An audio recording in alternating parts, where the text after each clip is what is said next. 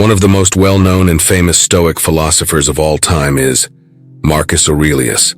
He was seen as one of the last 5 great Roman emperors of his time, where he ruled from 161 to 180 after Christ. At the time, he held one of the most powerful positions in the world, and if he wanted, he could access all of his temptations and desires and have them fulfilled. But he chose to devote his life to pursuing justice and fairness. Aurelius found the time while he ruled to write Meditations, a collection of autobiographical writings that has grown to be one of the most important pieces of the Stoic philosophy. In his writings, Marcus provided instructions for personal development. These were mostly concerned with adopting a cosmic viewpoint and critically evaluating your judgment of others and yourself. Aurelius utilized his own Stoic philosophy when ruling a strong empire that endured several battles to let go of tension and worry, and to be the most capable and dependable leader he could be. Next to that, Stoicism is not only a theory, it is also a highly well-known and centuries-old philosophy that shows an inspiring and motivating way of thinking and living.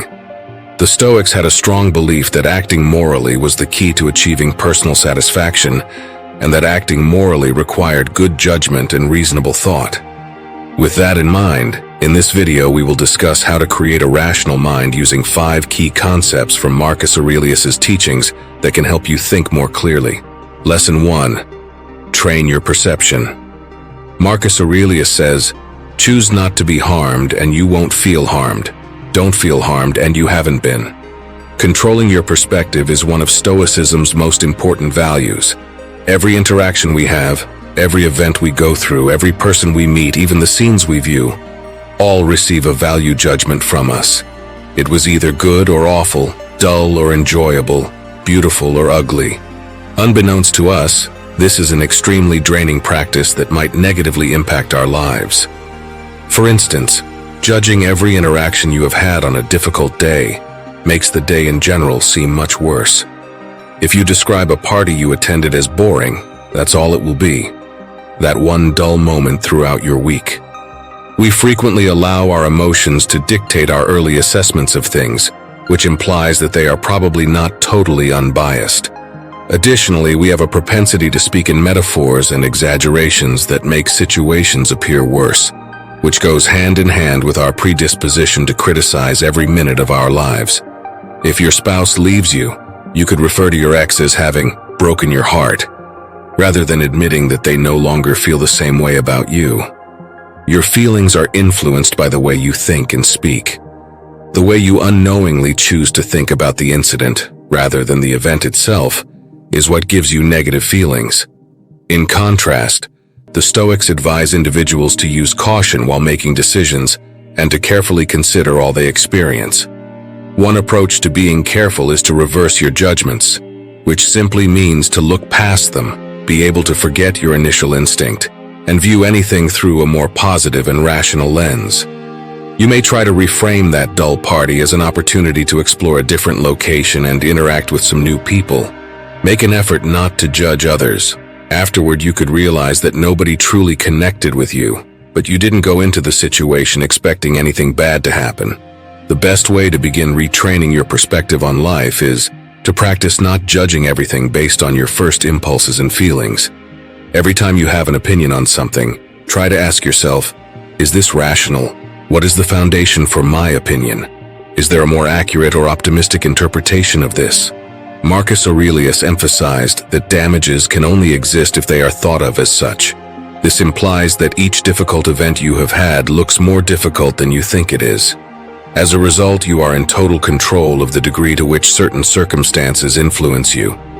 The Stoics also remind you to look for the opportunity or source of good in any negative event. The task known as turning the obstacle upside down is a method of developing a Stoic perspective. For example, you could experience dissatisfaction if a new employee is a slow learner and their errors reduce the company's profitability. This employee gets in the way of your efforts to be successful, efficient, and profitable. But this situation can also present an opportunity for good. You will get the chance to develop your patience, become a better instructor, learn how to integrate new employees into the team, and practice handling stressful situations. All of these abilities should help you make more money in the long term and be valuable in the future. On this topic, the classic quote from Marcus goes, "The impediment to action advances action. What stands in the way becomes the way." Overall, if you take the time to look at things objectively rather than exaggerating what you see, you can discover that life is simpler and clearer than you had previously imagined. Every scenario can be seen more positively or negatively. After you make the necessary mental adjustments, nothing will annoy you as much as it did, and you will navigate life much more successfully. Lesson 2. Learn to control your emotions. Marcus Aurelius encourages us to refrain from allowing our feelings to overcome what our minds are telling us. Put an end to your hypocrisy, selfishness, and irritability.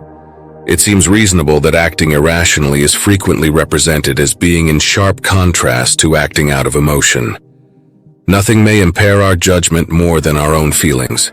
Therefore, if you wish to think properly at all times, one of the most crucial abilities to develop is the capacity to regulate your emotions.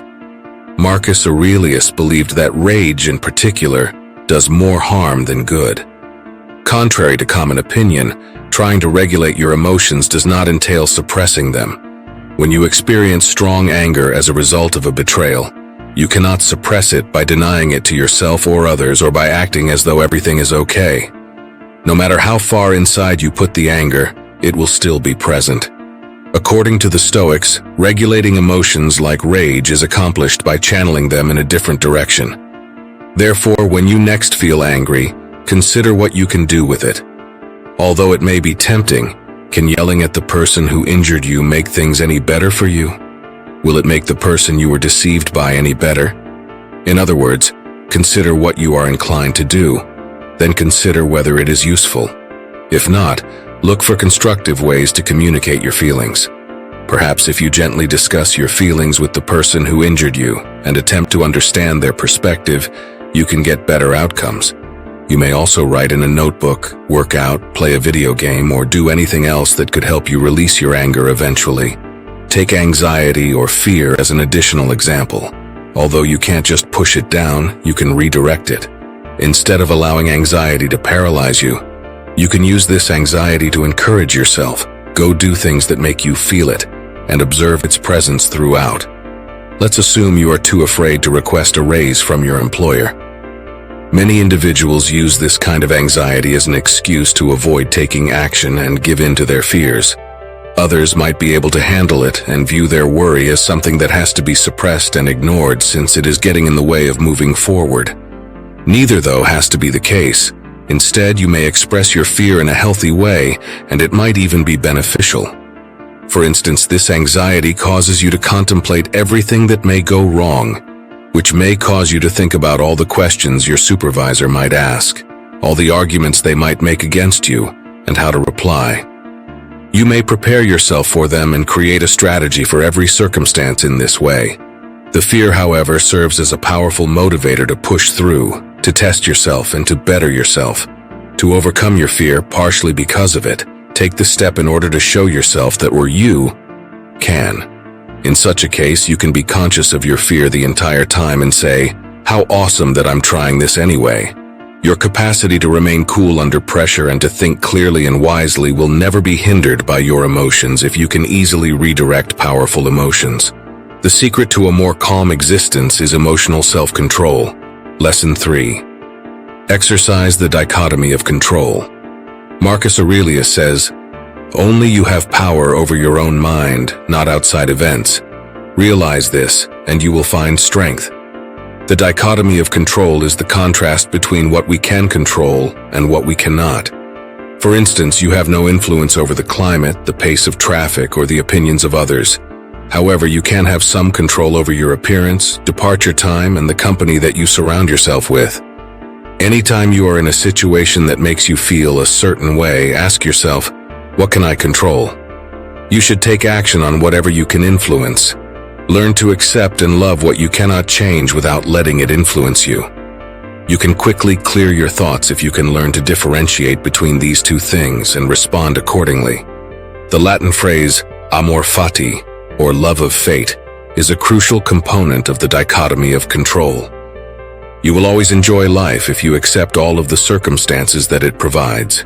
You cannot change your circumstances or avoid fate, but you can decide to enjoy your life no matter what. When you are denied a job you have been applying for years, you could believe there's no way out of this scenario. You tried to get the job, but you were unsuccessful. In this situation, pretending to love fate is impossible. This is a misconception, though. Investigate what caused the undesirable outcome and utilize it to your advantage to make a positive move rather than seeing the fact that you did not achieve your goal as merely a negative. It's possible that you failed and that's why you weren't hired. In that case, you have some influence over the situation. When a comparable chance presents itself in the future, you may improve upon those shortcomings and give it another shot. Other possibilities include nepotism or a personality conflict with a member of the hiring team as the cause. There's no use becoming outraged over something that has never existed since you never had control over it, which means the chance was never really there. Accepting fate entails detaching oneself from a predetermined conclusion as well as external indicators of success. If, for instance, you want to be a writer and gauge your success based on how many copies of your book are sold, you will allow the arbitrary book market of the time to determine your level of success. However, you are in charge of your success if you decide to gauge it based on your level of satisfaction with the final result or the amount of effort you put into it. So by all means, make sure to do everything you can to reach your goals, but never lose sight of the chance that you may not succeed in doing so, and embrace this possibility in advance. One will find themselves calm if they focus exclusively on the things they can control and make a commitment to accept everything else as it is. Love fate no matter what happens. Lesson 4. Embrace the virtues. Quoting Marcus Aurelius, "Delve deep within yourself, for a wellspring of goodness is ready to gush forth if you persist in your quest." A virtue can be thought of as a quality of character, or to put it another way, morally righteous conduct. Such actions are advantageous to you, the people around you, and the greater good. Stoicism believes in an interconnected cosmos in which everything and everyone is linked. As a result, what helps the greater good eventually benefits you. Thus, the Stoics felt that individuals who were most in tune with reason were those who committed themselves to the greater good. In other words, they practiced their virtues. The absence of good behavior, on the other hand, is attributed to ignorance by the Stoics. When life throws you into unexpected situations, virtues may be your guiding lights, keeping you on track and grounded. This is why those who are best gifted with virtue frequently exude peace and tranquility. To be virtuous, one must internalize Stoicism's 4 cardinal virtues: knowledge, justice, bravery, and temperance. Wisdom is the ability to distinguish between what is good, what is bad, what is neutral, and everything in between. It means letting reason dictate what is ethically correct rather than emotions. When faced with a problem, knowledge enables you to weigh both possibilities objectively. Justice depends on wisdom, which is an allegiance to what is fair and equal for both oneself and others. The Stoics saw it as a duty to oneself, one's fellow people, and society as a whole: courage. The third virtue allows people to act even when they are afraid. It motivates you to act for the greater good or complete activities despite the uncertainty of the consequences. Courage does not imply the absence of fear, desire, or anxiety, but rather the deliberate decision to keep going and conquer emotional boundaries. Temperance, often known as moderation, refers to keeping a balanced route between extremes. It requires self-control, restriction, and discipline. Temperance prioritizes long-term well-being over short-term pleasure. Consider this simple example: a bag of chips. Consuming the full bag may provide temporary pleasure, but it jeopardizes health and even mood. Temperance in this context is halting after a few bites. Wisdom is useful in determining how much to consume before quitting. Stoicism divides objects and behaviors into 3 categories: good, evil, and indifference. Seeking the good, avoiding evil, and accepting indifference were fundamental values. Deviating from these values was connected with encouraging evil, for example, stealing, rudeness, and recklessness, or refraining from good. Indifferent behaviors, such as a leisurely stroll, accomplished neither. These principles provide more than simply personal improvement. They cultivate a condition of calm composure. Aligning your activities with these characteristics assures that you constantly travel the road of righteousness, led by reason, and so create a calm mind. Lesson 5. Embrace a broader perspective. Marcus Aurelius brilliantly reflects Plato's wisdom in our final quote. Whenever you want to talk about people, it's best to take a bird's-eye view and see everything all at once. Adopting a broader perspective is a crucial part of attaining mental clarity.